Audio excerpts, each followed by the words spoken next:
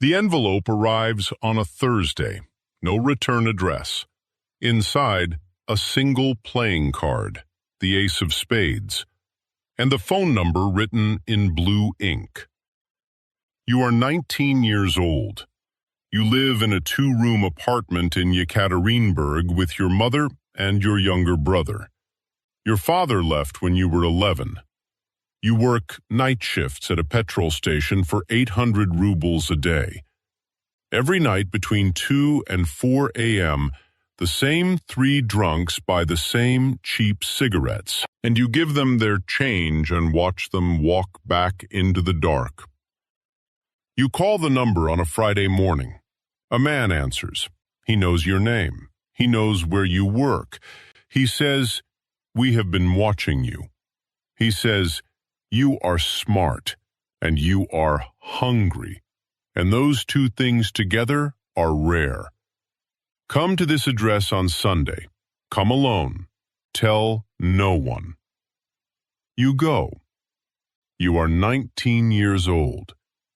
The Bratva, the Brotherhood, has just decided you belong to it. You will spend the next 20 years finding out what that means. Level 1. The Shestyorka. Shestyorka means the 6, the lowest card in the deck. You are the errand boy, the driver, the one who carries things without knowing what he is carrying. Your first job: drive a black BMW from a garage to a parking lot near the train station. Leave the keys under the front left tire. Walk away. You drive the car. You leave the keys. You walk away. The next day, a heavy-set man named Gennady with a gold tooth hands you an envelope. 15,000 rubles, more than 2 weeks of petrol station work. You do this for 6 months, driving cars, delivering packages, standing outside specific buildings and texting a single digit when specific people arrive. You are told nothing.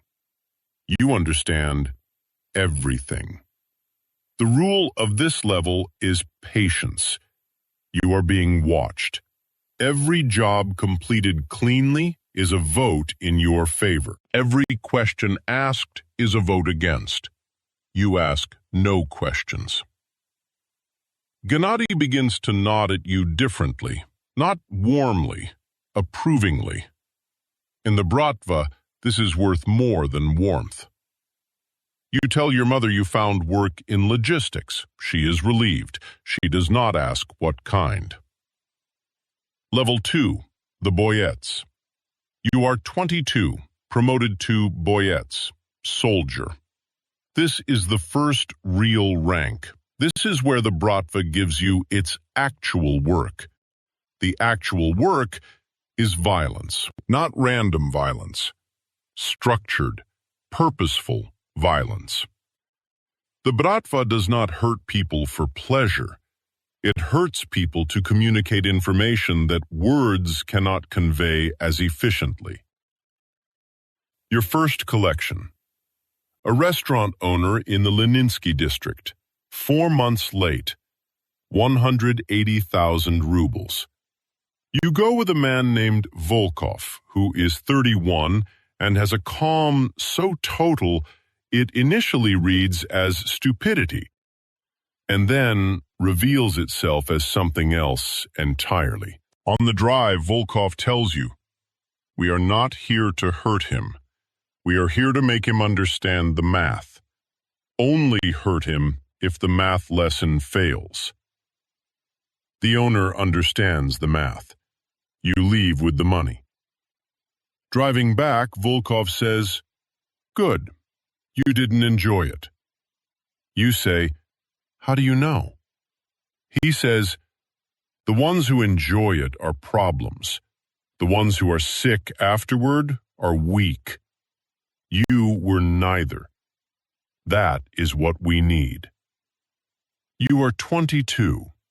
You learn that violence is loudest in its absence. that the fear of it does more work than the act itself. You send money home every month. Your mother has stopped asking about the logistics work. Level 3. The Brigadier's crew. You are 25. You have been absorbed into the crew of a brigadier named Ruslan, who controls the Eastern District. Protection fees, 3 nightclubs, a narcotics distribution network, an illegal sports betting operation that is extraordinarily profitable. You are Ruslan's enforcer and, increasingly, his analyst. You are good with numbers, at identifying which businesses are undercharged, at tracing the leak in the distribution chain costing the operation 8% of its product for 4 months. Ruslan notices. He begins bringing you to meetings. You meet men above Ruslan for the first time. They look at you appraisingly, as if you are a number in a column that has just increased in value. The rule of this level is loyalty geometry. You are loyal to Ruslan. Ruslan is loyal to the Vor. The entire structure runs on these vertical lines of personal obligation. You do not do things from abstract institutional loyalty. You do them because Ruslan trusted you, and betraying his trust is not a moral failure. It is a structural impossibility. You are 25. When you visit your mother, the apartment in Yekaterinburg feels like a photograph of a life you no longer inhabit. Your brother is in university. The heating works. None of this is what you planned. All of it is what you chose. Level 4. The Brigadier. You are 28. Ruslan was arrested, a tax investigation that everyone knows is not about taxes. Before they took him, he submitted one recommendation to the senior Vor. You. The Vor approved it. 22 men answer to you now. Revenue of 12 million rubles a month. Monthly meetings with other brigadiers reporting upward to a man named Petrov, who is 53 and has the absolute stillness of someone who has made many decisions and outlived all of them. The rule of this level is administration. You are no longer a man of action. You are a manager. You hire, assess, discipline. You negotiate territory boundaries. You manage upward to Petrov and downward to 22 men who need to believe at all times that you are both fair and dangerous. Fair so they trust you. Dangerous so they fear to cross you. The balance between these two things is the entire art of command in the Bratva. You also discover that the boundary between the Bratva and the legitimate economy is not a wall. It is a membrane, permeable in both directions. You begin developing relationships with lawyers. You file this away. Volkov is still in your crew. Once a month, you eat dinner at a Georgian restaurant and talk about things that are not work. He has a daughter. He is teaching chess. He says, "I want her to know that every situation has a structure, and the structure is noble, and knowing it is power." You think about this for a long time after the dinners. Level 5. The Vor. You are 32. The senior Vor died of a heart attack at 67, in a hospital bed, which, in this world, counts as a peaceful end. Succession takes 3 weeks of meetings in private rooms and private cars and a dacha outside the city. You emerge as Vor, Vor v zakonie, thief in law. the highest rank in the traditional Bratva structure. The coronation is not what most people imagine. A private dinner, 6 men. Each one looks at you across the table and says a single sentence of acknowledgement.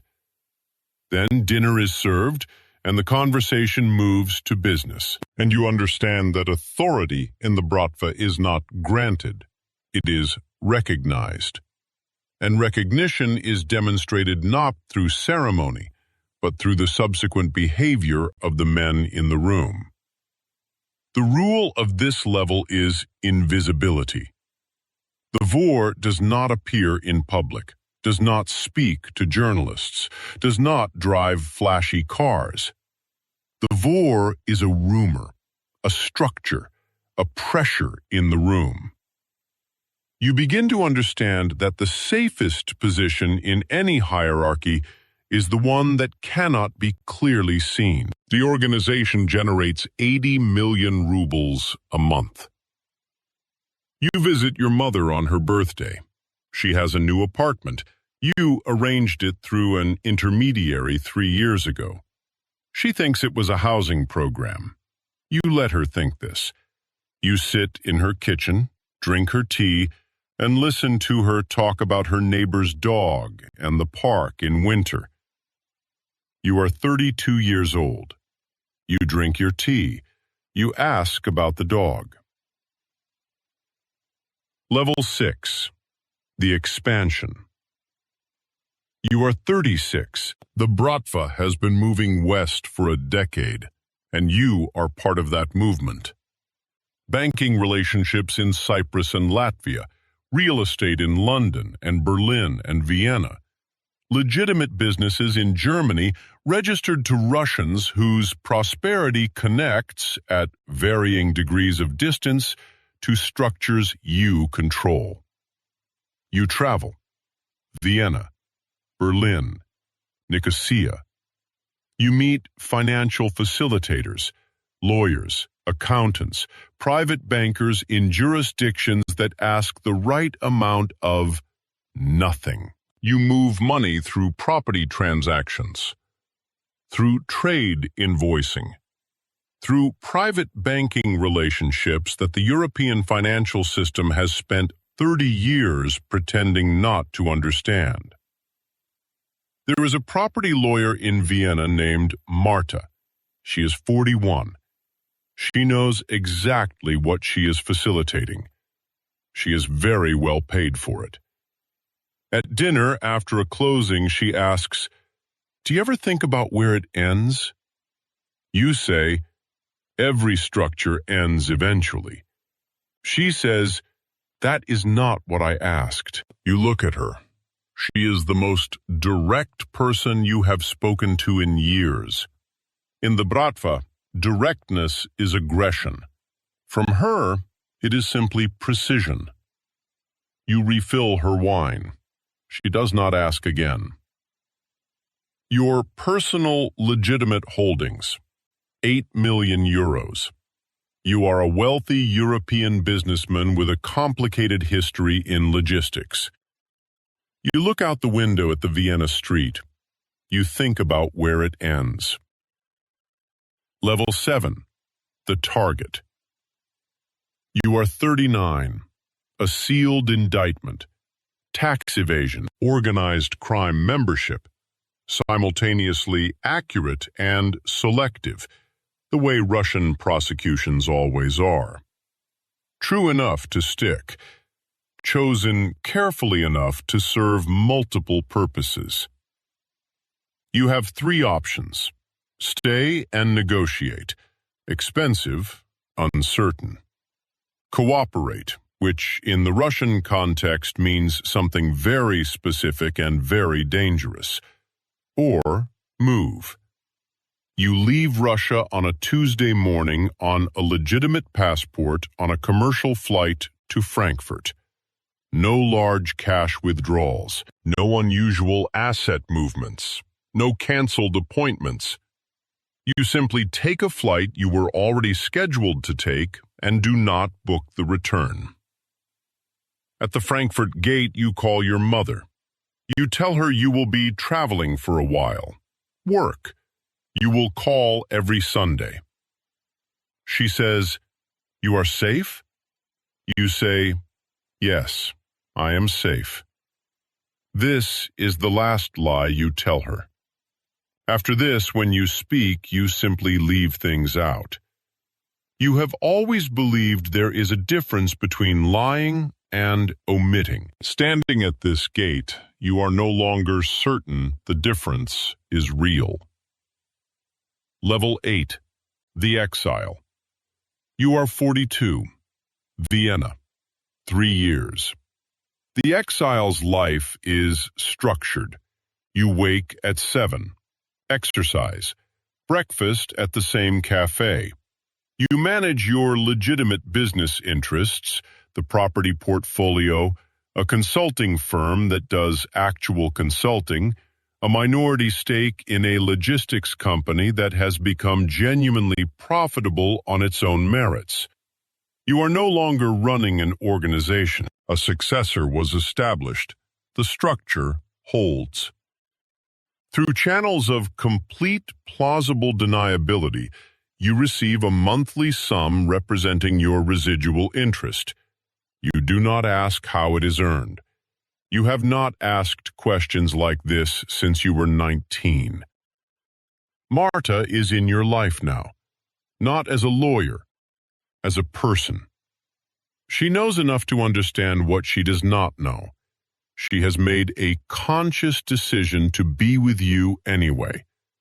You have never discussed this directly. You are aware it is the most honest relationship you have ever had.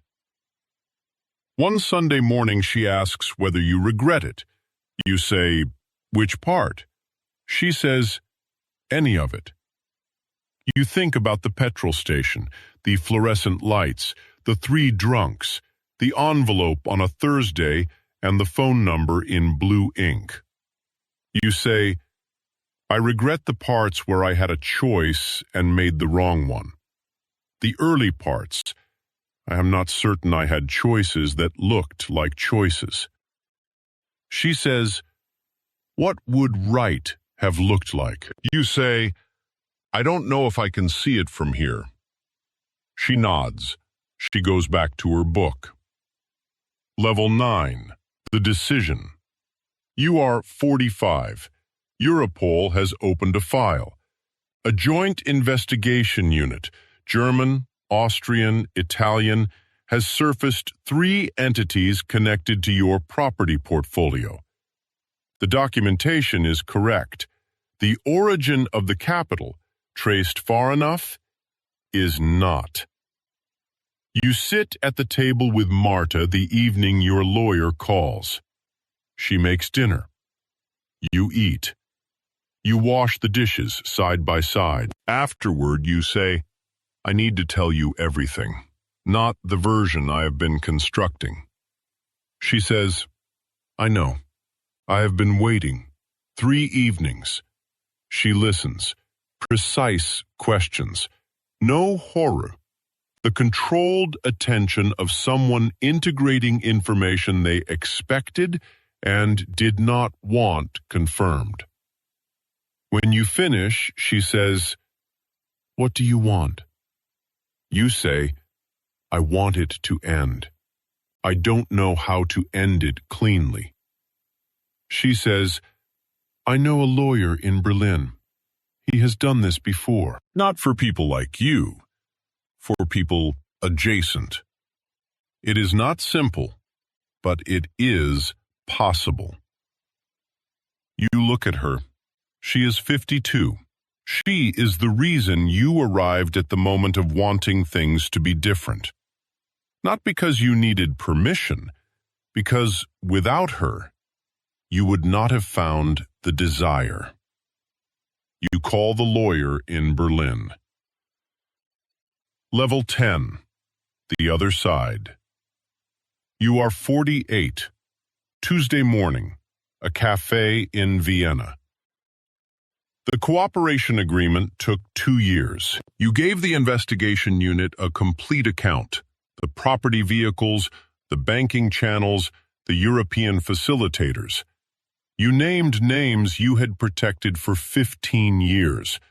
11 people charged across 4 jurisdictions, 7 convicted or pleaded guilty.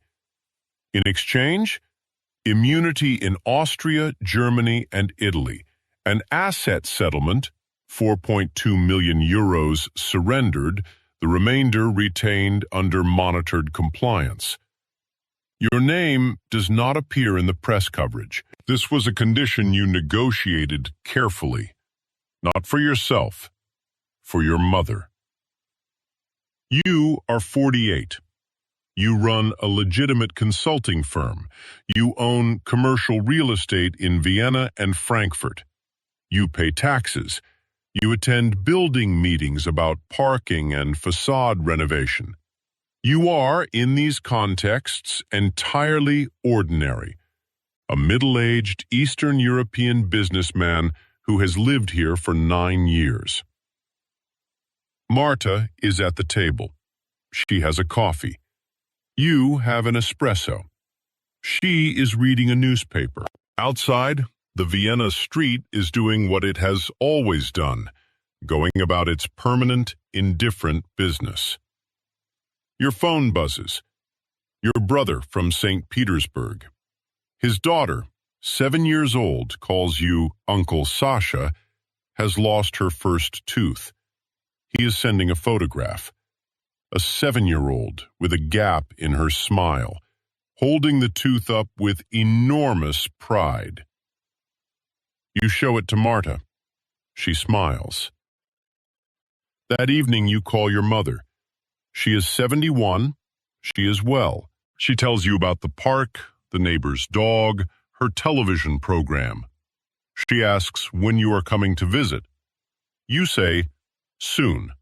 This time, actually soon. She laughs. She says, you have been saying soon for 20 years. You say, I know. This time I mean it. You do mean it. You hang up. You sit in the apartment above the Vienna street. You started with an envelope on a Thursday and a phone number in blue ink and a petrol station at 3 a.m. that felt, under the flickering fluorescent lights, like the permanent shape of your future. It was not the permanent shape. Nothing is. The Bratva taught you this, in its way, that structures held by force eventually open their hands. You have been the structure. You have been the force. You are learning, at 48, to be neither. Outside, Vienna. Buildings older than every idea you have ever had. You make coffee. You sit at the table. You are here. That is enough to start with.